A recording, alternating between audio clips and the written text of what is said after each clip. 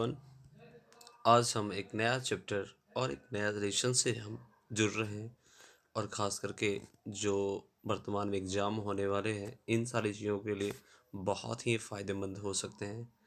चलिए, मेरा आज का जो टॉपिक है वह बायोलॉजी, चूँकि क्लास 10th की बायोलॉजी है, इसमें कुछ क्वेश्चन दिए गए हैं। अगर मैं बात करूँ समय बिना बिताए हुए पहले क्वेश्चंस की, अगर मैं बात करूँ तो पहला क्वेश्चंस पूछा जाता है।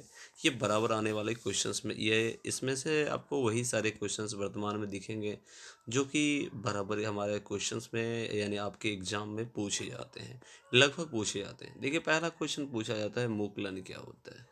देखिए, अगर मैं बात करूँ तो किसी जीव के शरीर के बाहरी सतह, जैसे आप देख सकते हो, याद रखना इसमें ऑब्जेक्टिव पूछा जाता है, मुकुलन किस में होता है, तो ईस्ट और हाइड्रा में।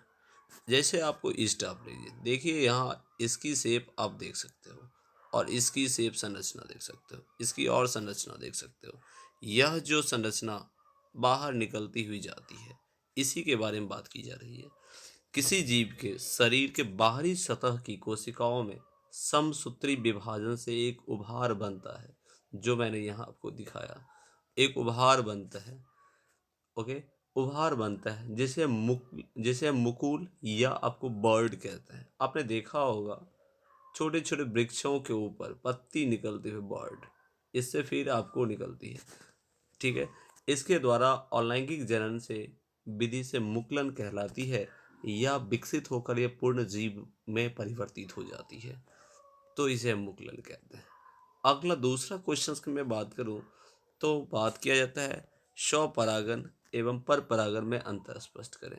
देखिए, आप इस फिगर्स को देख सकते हैं, यानी self pollinations and cross pollinations क्या है। सेल्फ मीन्स स्वतः, ऐसा पॉलिनेशंस ऐसा परागकण, ऐसा सेल्फ पॉलिनेशन, ऐसा परागकण जो खुद ब खुद यानी स्वतः आपको प्राप्त कर लेता है, ठीक है। यानी इसी के अंदर दोनों आपको मेल और फीमेल दोनों ही रेस्पिरेटरी सिस्टम्स पाए जाते हैं, जिसके कारण से वह अपनी परागण की पॉलिनेशन की क्रिया पूरी कर पाती है। और दूसरा ऐसा होता है जो क्रॉस पॉलिनेशन, यानी आपको एक फूल से दूसरे में जाने के बाद उसकी पॉलिनेशन की क्रिया समाप्ति होती है।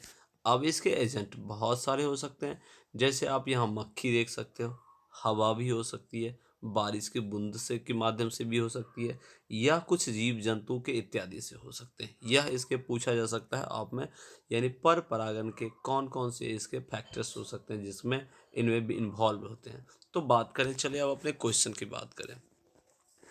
देखिए, स्वपरागन क्या होता है, यानी सेल्फ पॉलिनेशन, नाम से ही स्पष्ट होता है। इसमें एक पुष्प के परागन अपने ही पुष्प के वर्ती ग्राह पर गिरते हैं, मतलब इसमें किसी का भी एक सहारा नहीं लिया जाता है। और जबकि क्रॉस पॉलिनेशंस में होता है, इसमें एक पुष्प के परागन अपनी ही जाति के किसी अन्य पुष्प के वर्तिग्राह पर गिरते हैं, मतलब इसमें एक नए फूल की जरूरत होती है, इसमें जरूरत नहीं होती है। दूसरा, अगर इसमें पूछा जाए, इनमें किसी साधन अथवा माध्यम की अभाव या आवश्यकता नहीं होती है। जैसे आपने देखा कि क्रॉस पॉलिनेशन में ये मक्खी महोदय जो है, वो यहाँ से अपने पैरों के जरिए पॉलिनेशंस के यानी परागकणों को पहुँचाने का कार्य करती है। इसके अलावा और भी बहुत सारे एजेंट हो सकते हैं, लेकिन आप इसमें यानी आपको सेल्फ पॉलिनेशंस में ऐसा नहीं आवश्यकता होता है, जबकि इसमें आवश्यकता होता है। अगला तीसरा, इसके अगर अंतर में बात करूँ तो यह क्रिया केवल द्विलिंगी पुष्पों में ही संभव होता है। यह क्रिया किसमें, केवल द्विलिंगी में ही होता है। यह क्रिया एक लिंगी फूल में होती, एक लिंगी और दो लिंगी दोनों में हो सकता। ऑब्जेक्टिव में बराबर पूछे जाते हैं। पर परागन किस में होते हैं, तो एक लिंगी द्विलिंगी दोनों याद रखना होगा। जबकि सौ परागन की अगर बात किया जाता है तो केवल आपको द्विलिंगी में ही होता है। चलिए, अगर मैं बात करूं, यानी दोनों नर और मादा दोनों एक ही में ही पाए जा सकते हैं। अगर चौथा मैं अंतर बात करूं तो इसमें पुष्प छोटा होता है तथा पुष्प के लिए रंग, सुगंध, मकरंद की आवश्यकता नहीं के बराबर होती है। जबकि इसमें अगर पर परागन में पूछा जाए तो इसमें पुष्प बड़ा होता है और कीटों को आकर्षित करते हैं। आपने देखा होगा, आपके घरों के आसपास बहुत सारे फूल आपको मिलेंगे जिससे बहुत सारे सुगंध निकलती है जो कीटों को आकर्षित करती है। और कीट जो होते हैं उस पर आकर्षित होके कीट यानी पराग कणों को एक जगह से दूसरी जगह पहुंचाने का काम करती है। इसके अलावा उसके रंग भड़कीले हो सकते हैं, सुगंधित हो सकते हैं, जिसके कारण अट्रैक्टिव अधिक से अधिक होते हैं। चलिए, अदरवाइज़ मैं बात करूँ, तीसरे क्वेश्चंस की भी बात करूँ, तो एचआईवी क्या है? यह बराबर पूछे जाने वाले क्वेश्चंस आपको हैं।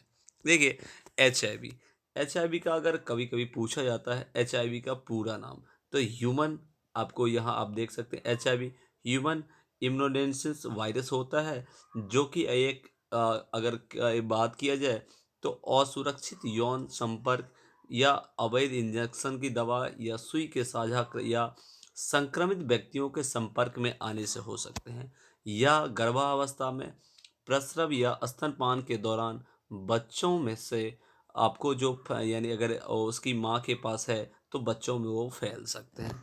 अब इसमें दो तीन तरह के क्वेश्चंस और पूछे जाते हैं।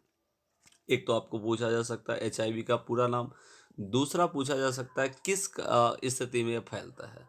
देखिए, अगर स्थिति के पूछा जाएगा तो आपको देना होगा असुरक्षित यौन संबंध।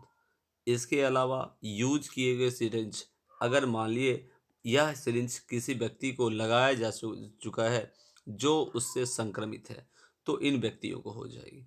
अगला, ब्लड ट्रांसफ्यूजन अगर किया जाता है, गर्भ अवस्था में अगर माँ के पास होती है तो बच्चों को भी हो सकता है, या जीवाणु युक्त उपकरण का यूज करने से।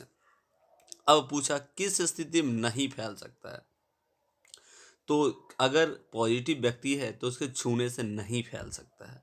अगला, दूसरा, साथ खाना खाने से नहीं फैलता है। अगला, किस करने से नहीं फैलता है।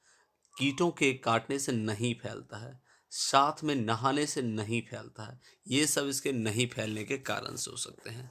चलिए, मैं बात करूँ तीसरा क्वेश्चंस की बात करूँ। तीसरा क्वेश्चंस पूछा जाता है गर्भ निरोधक गोली के बारे में लिखें। यह गोली क्या है? इन मुहतरमा को आप देख सकते हो कि किस तरह से आज भारत की आबादी को शायद इस पे लगाम लगाया जा सकता है, इस गोली या कुछ आवश्यकताओं को उपयोग करके। देखिए, गर्भ निरोधक जो एक गोली होती है, जो अगर बात किया जाए तो असुरक्षित गर्भ को रोकने का एक उपकरण है। तो गर्भ निरोधक जो जन्म को नियंत्रण और प्रजनन क्षमता को नियंत्रण के नाम से जाना जाता है। आप इतना नहीं, इतना दे सकते हो, निरोध यानी गर्भ धारण को रोकने के विधि या उपकरण है, जिसे हम लोग को बोलते हैं यह गर्भ निरोधक गोली। जन्म नियंत्रण की योजना, प्रावधान एवं उपयोग को परिवार नियोजन कहा जाता है। सुरक्षित यौन संबंध जैसे पुरुष महिला के निरोधक का उपयोग एवं हमें अलग अलग तरह के बीमारियों से संक्रमित होते हैं, जिसे संक्रमण बीमारी भी कहते हैं, तो इससे छुटकारा पाने के लिए इस गोली का उपयोग कर सकते हैं। अगला, नेक्स्ट क्वेश्चंस की मैं बात करूं, तो धमनी और सिरा, लास्ट मेरा क्वेश्चन है आज का, धमनी एवं सिरा में अंतर स्पष्ट करें। देखिए, धमनी या सिरा आप इस फिगर्स में देख सकते हैं, जहां एक आपको आर्टरी दिखाई दे रहा है, दूसरा आपको वेन दिखाई दे रहा है, तीसरा आपको दोनों मध्य सिरा की जोड़ने वाली। अगर मैं बात करूं आर्टरी क्या होता है, यानी हार्ट से, यानी या फ्रॉम हार्ट से निकलने वाली, और टू हार्ट, हार्ट में जाने वाली। अब मैं बात करूं अपने चैप्टर क्वेश्चंस में, धमनी आप और दूसरा सिरा देख सकते हो। यह मोटी रक्त नलिकाएं होती है, आप यहाँ देख सकते हो, ठीक है। दूसरा, सिरा की मैं बात करूँ तो ये पतली रक्त नलिकाएं होती है। दूसरा, यह शुद्ध रक्त को हृदय से दूर शरीर के, यानी हमारे शरीर से निकलने वाली जो ब्लड्स होते हैं, इसको दूर भेजने का काम करती है। और दूसरा, यह अशुद्ध रक्त को सिरा के विभिन्न अंगों से हृदय में लाने का काम कौन करते हैं? वेन या सिरा करते हैं। ओके, अगर बात करें फिर से, तो एक जो होती है वो अशुद्ध रक्त को एक जगह से, यानी आपको पूरे बॉडी में जो अशुद्ध रक्त होते हैं उसको हमारे बॉडी, यानी हमारा जो फेफड़ा होता है वहाँ तक पहुँचाने का काम करती है। जबकि दूसरा जो होता है, हमारे हृदय में जो शुद्ध रक्त होते हैं उसे हमारे बॉडी के अन्य भागों में पहुँचाने का काम करते हैं। तो धमनी और सिरा में दोनों अंतर शायद स्पष्ट आ गया होगा। Thank you. आज के लिए इतना ही। अगर आपको अच्छा लगा तो इसे सब्सक्राइब कीजिए। ये मेरा चैनल्स है। अगले वीडियो के लिए फिर से हम मिलेंगे। Thank you, thank you. Have a nice day.